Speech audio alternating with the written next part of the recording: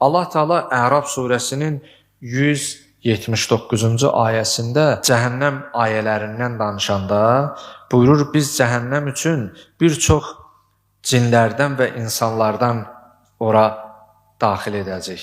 Kimlərdir o insanlardan, hansı sinif, hansı növ ora daxil olacaq? Ayət-i şərifənin davamında buyurur, ləhum qulubun la yəfqəhun.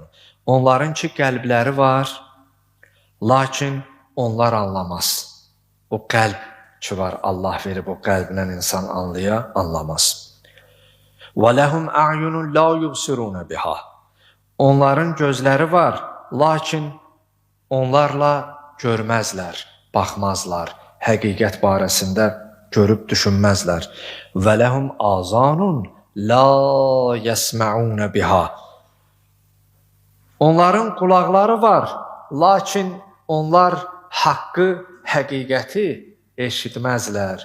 Görürsən, başqa sözü uzaqdan eşidər, amma haqqı deyəndə özün eşitməməzliyə vurar. Ya səsin qaldırar ki, eşitməsin, ya həmin yeri tərk edər ki, o söz onun yanında danışılmasın.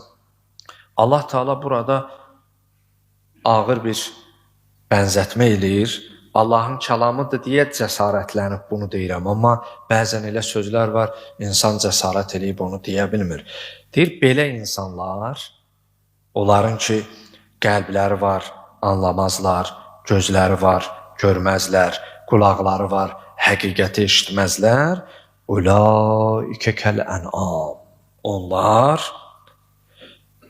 o dördəyəqlılar kimidir. Ardıca buyurur, bəlhum əzəl, bəlkə onlardan da azğındılar. Bilirsinizmi niyə dördəyəqlıdan da aşağıdır? Allah insana həm əql verib, həm şəhvanı hiss verib.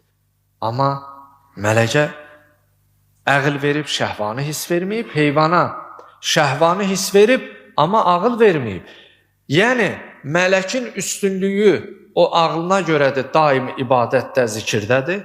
Onu pisliyə vadar eləyən qüvvə yoxdur.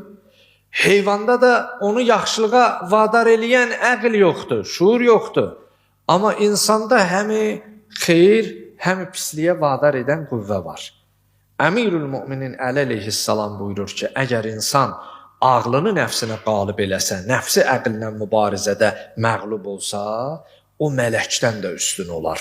Çünki insanı pisliyə vadar eləyən qüvvə var idi, ona getmədi. Amma əksi, nəfsani hissləri əqlini üstləmiş olsa, o heyvandan da aşağı olur. Bilirsənmi niyə? Çünki buna axı xeyrə dəvət eləyən, çəkən bir qüvvə var idi, ondan istifadə etmədi deyə.